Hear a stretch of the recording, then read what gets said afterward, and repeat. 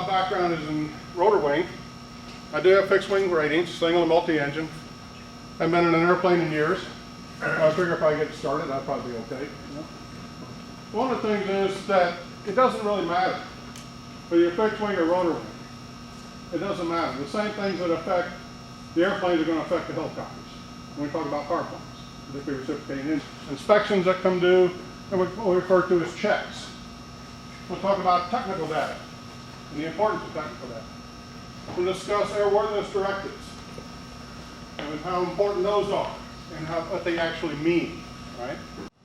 Preventive maintenance. How many of you right now perform preventive maintenance on your airplane? How many here do that? Okay.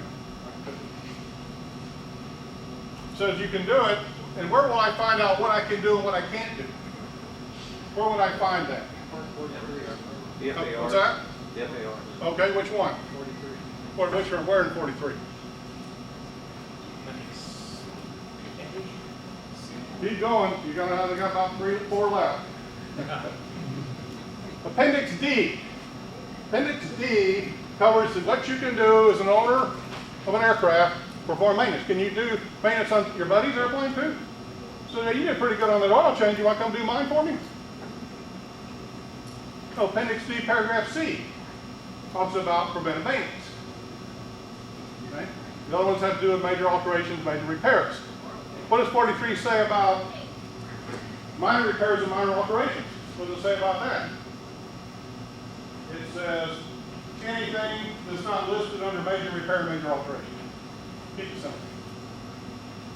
Now do you see, I just brought this up just to make a little bit of a point, is that we know a little bit, but we don't know enough. Does that make sense?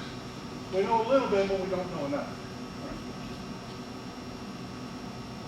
Any other maintenance, repairs, rebuild, or operations must be performed by persons authorized by Part 65. Part 65, he's thinking about it. Research, searching, processing. 65 deals with the certification of mechanics, IAs, repairmen, and parachute riggers. Why is this guy talking about regulations? You know, if I want to take a nap, I'll go do something else, right? Because if you didn't have trouble sleeping, just whip out the FAR book. You'll be done in 10 minutes, won't you? But there's a lot of good information in there, isn't it? You know, the information that's in the regulations, I was just to tell flight students, I said it's real simple. It's the FAA's jungle. You play by their rules. And if you decide that you want to alter that at all, well, that's where the conflict comes in. Right? So we're going to be talking about different elements, different aspects of winter weather operations. There's a lot to think about when we talk about winter weather operations. Okay? The main thing that I want to, for everybody to kind of consider, you know, go safely or just flat don't go. It's a big decision to go out into winter weather conditions. So, you know, if you think about it, it's like if you were a football player. How many ever played football in high school and stuff, okay? Let's say that just for the day, just for the afternoon, you're going to go out and you're going to practice with the Mizzou Tigers, okay? Football team. I see some people already nervous about that. But here's the thing. We've got your choice of helmets that we're going to sit out there. We got this one, okay? Or you can use this one, you know, in its own right. That's what they wore years ago. So, you know, to me, a lot of being prepared for whatever you're doing, whether it's playing football or whether it's flying in icy winter weather, a lot of it has to do with the type of equipment you're in as well. Is the aircraft that you're in, is it suited for the winter weather operations you're about to undertake? So those are some of the things we're going to talk about tonight. We're going to talk about that. We're going to talk about, at least on my portion, we're going to talk about how to analyze weather systems. Okay?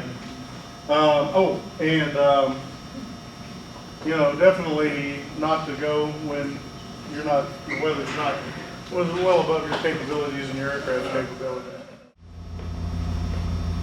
Okay, so here's a screenshot from a TV station that put the news out there. This is just one that I happened to pull off the internet. So if you take a look at it, you've got high pressure systems and you've got low pressure systems. Usually the high is the blue and the low is the red one. You know, I guess you can think red danger if you want to, if you have a hard time remembering. But typically, the high pressure is where you're going to have, and when you have a high pressure system over the top, you know, you can think of, typically in the summertime, you think of hazy, hot, and humid weather. In the wintertime, it's typically more stable air, typically clearer kind of air. When you look at the low pressure systems, typically those are going to be associated with, you know, bad weather. They're going to be pulling your cold fronts and warm fronts through. All your frontal activity typically is associated with that low front, low center activity. This is kind of the way they circulate. You'll notice that the high pressure is clockwise, and typically we call that, it's clockwise down and out is kind of pattern. It's pressing down. And the reason it's pressing down is because at the surface, those high pressure winds are being sucked up by the counterclockwise up and in activity of the low pressure systems. So here again, everything's just kind of like, you know, how a slinky kind of just goes back and forth and back and forth. You know, the pressure systems kind of do a little bit of that. All right. Okay, if you look at a map of the United States and we start putting some features on board, let's say for this particular example, and this is one I just pulled out of thin air, you've got a high pressure over Nevada, you got a low over southwestern Missouri. All right. Typically, you're going to find a cold front is going to be draped off the bottom of a low pressure system, just like it is here.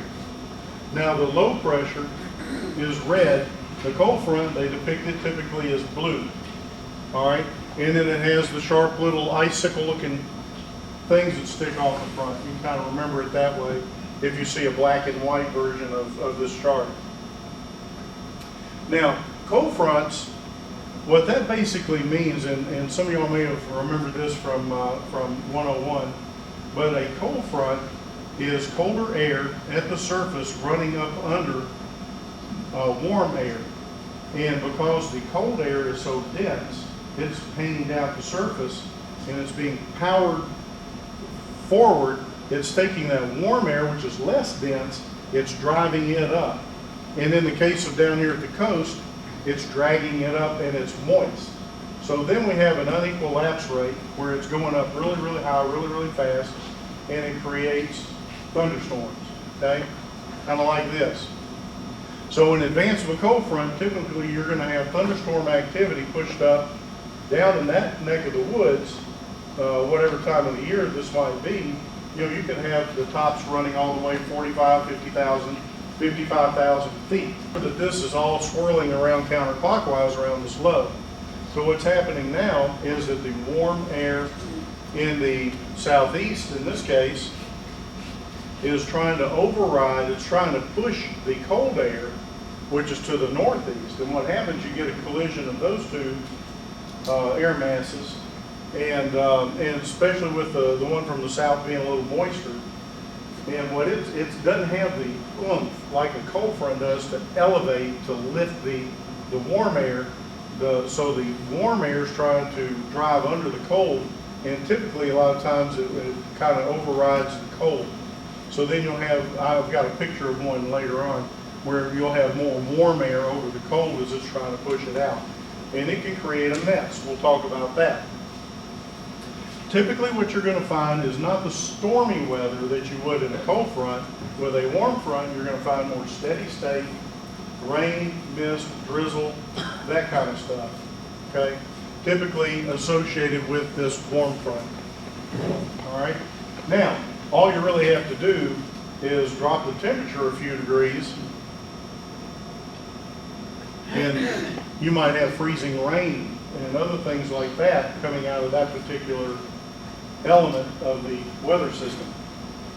Okay, so let's talk about the kind of icing we're talking about. That was clear icing is basically your glossy, transparent type of icing when it gets on your wing.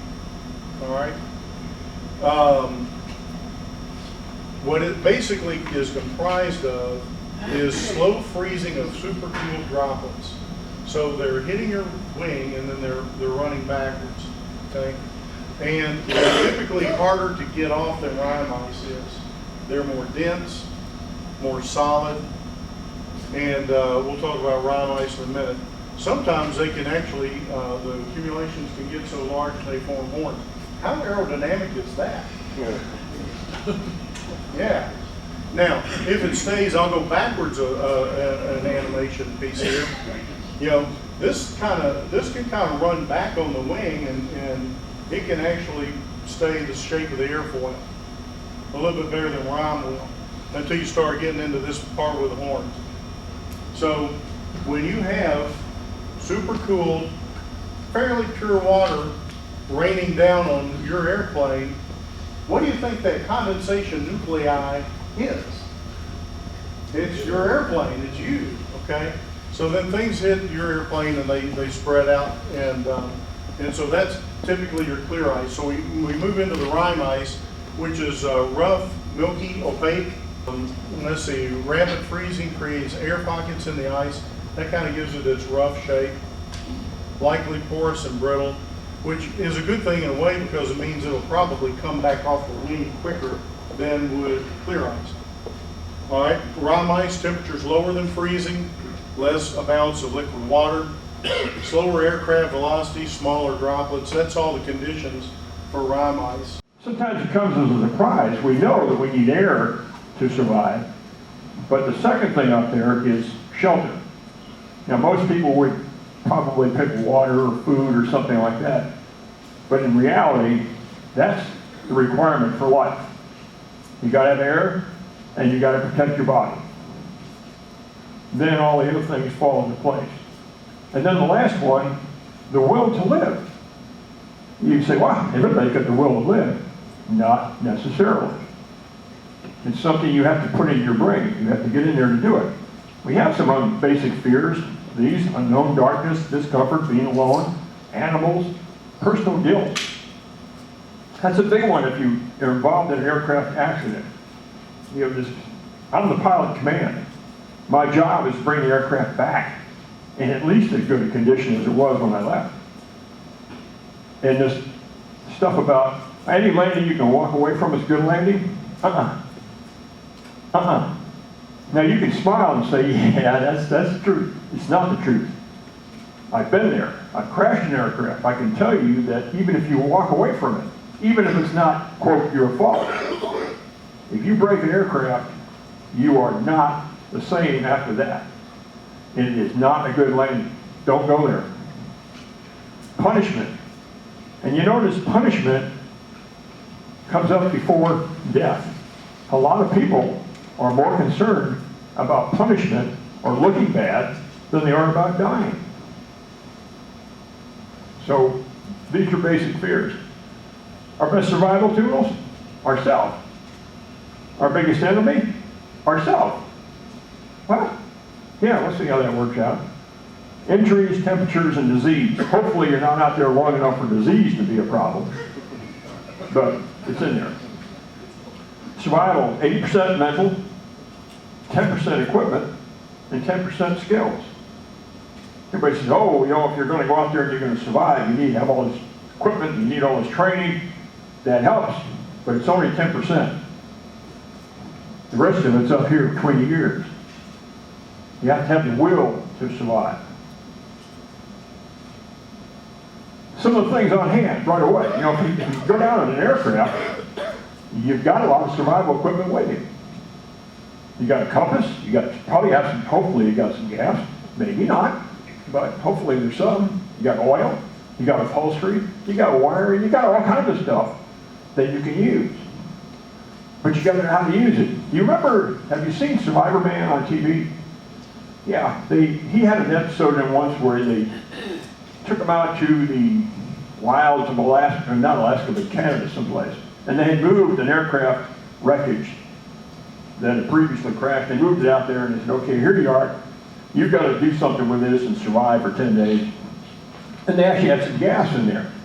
And he learned a lesson, a big one that night, because he was talking about, oh, I've got some gasoline here from the aircraft. I've gathered up some material that'll burn, and I'm going to use the gasoline along with the battery, and I'm going to light this off. So he got his kindling or whatever he had up there, and he had a little pile going, and he had the battery hooked up, and he was just going to touch it off. And what he forgot was that fuel vapors are heavier than air. And he was standing downhill. Yeah. And when he touched that off, he'd like to burn himself to death. He went up in flames for a second. Fortunately, it didn't last very long. But it scared him badly. Do you stay with it or start walking? Well, there's some things you really have to think about. You have a flight plan. Is your ELT working? Do you know where you are? That's an important one. You have a survival kit. Is it a storm that drove you down? Don't fight a storm. Mother Nature doesn't like that. You probably lose. Do you have a tracking device? You can buy these personal locator beacons for like under $300. So make a plan. Well, you've got a compass in the aircraft. You might as well take it because the airplane is not going to need it for a while. And make a plan. Where am I going to go from here? Now, realistically, if you're in this area of Missouri, you've got the Mark Twain Forest down here. But in reality, if you get out of the Mark Twain Forest and you can walk, you can probably get out of the Mark Twain Forest, even if you go to the hardest part, in 2 days. So, walking out of there, and surely in that time you'll probably come across somebody. You might not like them, but you'll probably come across them. So, you know, around here we're not talking about the wilds of Alaska. But in the wintertime, that forest can be a real problem for you. Pack what you make a plan, figure out what you're going to do, and pack what you need. Also, let somebody know what it is you're doing. Because most likely, survivors or rescuers are going to be looking for the aircraft. And they're probably going to find that before they find an individual. Rescuers say that most of the time when people wander away from the aircraft, they get lost more than they get found. So, generally speaking, it's probably a good idea to stay with the aircraft and pack what you need on the way out. Use whatever's available to protect your body from loss of heat. Some people say, well, you know, you can always eat snow if you're thirsty. And it's not a good idea because it's going to lower your body temperature. Body temperature is really everything that's going to keep you alive. So make a fire. Sounds easy, right? We talked about rehearsing things, practice, pre-flight. Why not try that sometime? A lot of people say, oh, I got a survival kit in the aircraft. I said, what do you got in it? Well, I've got this wonderful match thing that, you know, you take it out, you strike it, it's going to start a fire. So you ever tried to use it? Practice it. I spent a lot of years in the Army, and they, for whatever reason, sent me to several survival schools. Jungle, desert, and winter. And they always made us practice with all the equipment they gave us. Learn how to use it. So when you get out, if you're going to start a fire, you know how to do it. Keep clothing dry. Wet clothing dissipates body heat about 240 times faster than dry clothing. Which means if you're wet, you're going to get cold in a hurry. Unless you're wearing wool. Wool is the only material out there that will keep you warm even when it's wet. Which means if you touch down and you're in the water, ice water, you may end up having to get naked and wrap yourself up in whatever materials you can find rather than stay in your clothes. Just depends. Eat sugary foods. Well, that sounds great. You got some? You know, hard candy is pretty easy to do. You throw a bunch in your pocket, and the nice thing about that is it's probably going to go with you when you get out of the aircraft. One of the things we had in the military were survival vests. Because they know that if you go down, either you're shot down or you crash for whatever reason, you're going to get out of the aircraft. You may be able to come back later on, but don't count on it. And there may not be an aircraft there when you come back. So anything that goes has to be on your body. And that was what the survival vest was. When you went out in the aircraft, you had everything you needed, took it with you. I am doing what I'm doing right now down at Poplar Bluff. I'm giving them a safety program. And this was back about 10 months ago, 8 to 10 months ago. And right near the end of the presentation, the guy in the back, the airport manager actually at Poplar Bluff at the time, he says, he was on the phone, he says, it sounds like there was an aircraft accident like 25 miles from here. And I'm like, you're kidding. It was the evening about like this. And of course, it was such a rain that he coming through. So Dan came down the next day. When he got up on that wing, the fuel cap wasn't all the way screwed in and tight. Plus, the pilot told me that his club, they had already noticed that they were having, they're getting water in the drain, in the sump. So with all of that, the fuel siphoned completely out of that tank. Just sucked right out. The minute he left clean, sucked right out. So he's flying up there, that dumb and happy, and doesn't take the time to look at the fuel gauges. Because if he looked at the fuel gauges, he'd have seen a split like this, right? Or like that. And maybe that would have caught his eye. Wait, why is one tank totally empty? I got it on both. Most fuel-related accidents happen to pilots who've been flying for several years. Why is that? Complacency. Man, complacency.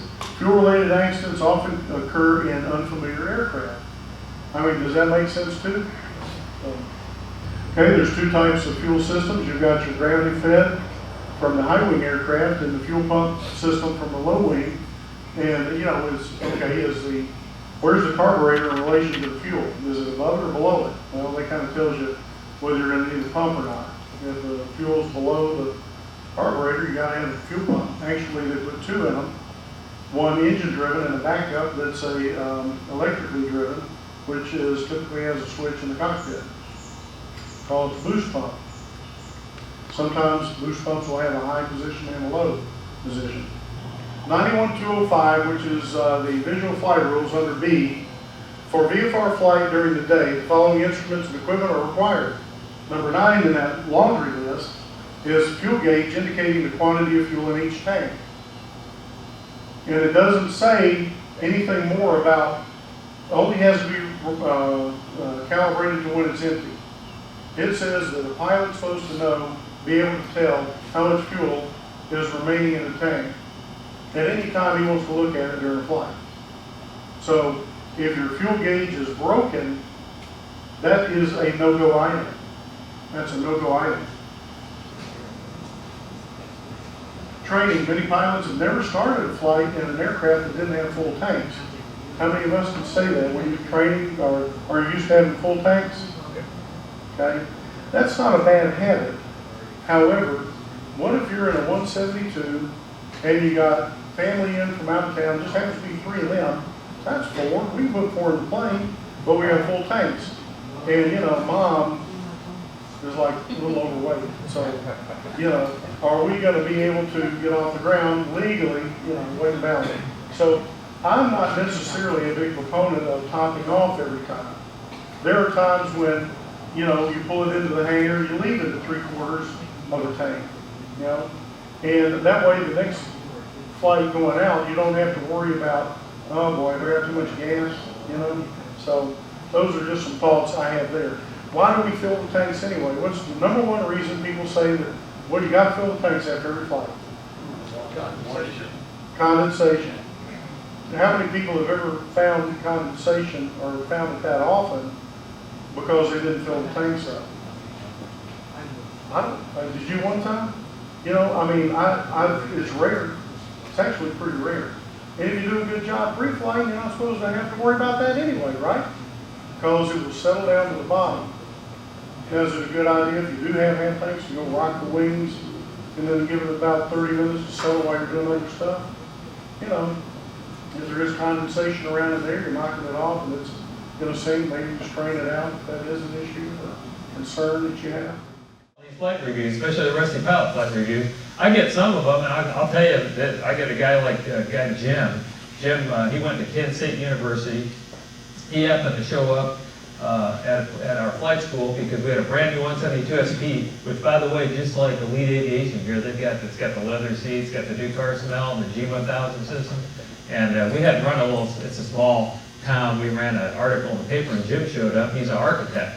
And he goes, man, it's been 10 years, but I've seen this G1000 and the 172 SP. I read all about it. I want to get back into flying. I want to do it in this thing. I said, okay, all right, we can do that. So we start flying. We went actually, he showed up the next morning. I gave him the G1000 manual, and he shows up, and man, I could never tell. I mean, I'm telling you, Jim flew great. We went through the whole profile that I typically go through, kind of a pre-check ride profile. You know, you kind of go through all the air work and do some landings and all that. And man, he was on. I was like, man, I can't believe that it's been 10 years since he's flown. And so anyway, we landed, and before I could say anything, Jim's like, hey, can we go fly maybe on Wednesday, a couple more days down the road? And I said, sure, yeah, we can do that. And so we show up, and we fly another 2 hours that day. And I'll tell you, by then, I almost feel like he's teaching me the G1000 system, because this guy's just absorbing this stuff. I mean, he was really smart on that G1000 system, and it's a great system. If you ever used it, man, it's a fantastic little system. It takes a while. As a CFI, when I got my checkout and the 172 SP, I spent the whole first hour just looking at the 3 analog gauges that were left on the panel, because this was overwhelming. But Jim loved it, and by the time we landed after that second flight, I feel like, wow, I think he's ready to go, you know. And I said, well, Jim, I feel like I should sign you off. I think you're doing pretty good. And he said, do you mind if we go one more time? I said, okay. So we flew another 2 hours, and so now we got about 6 hours of dual. And Jim, you know, now I feel like I'm not even talking really. I'm just riding along. I'm with self-loading luggage at that point with Jim. And so we go, we fly another profile, and I'm like, you know, Jim, I think you're done. I got to sign you off. And you could tell he was reluctant. He's like, I don't know. And I said, tell you what, Jim, I'm going to sign you off, and then I want you to take the airplane out and go fly for an hour.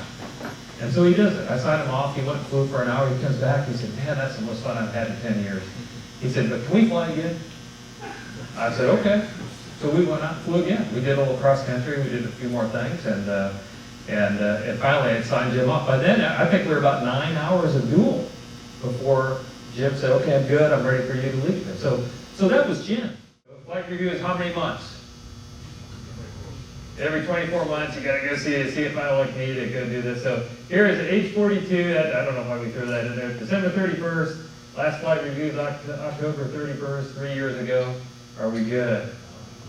No, I'm hoping that maybe the kid in the right seat is actually the CFI, and they're actually on their flight review. If not, they're both just flying through the air and going, yeah, this is fun.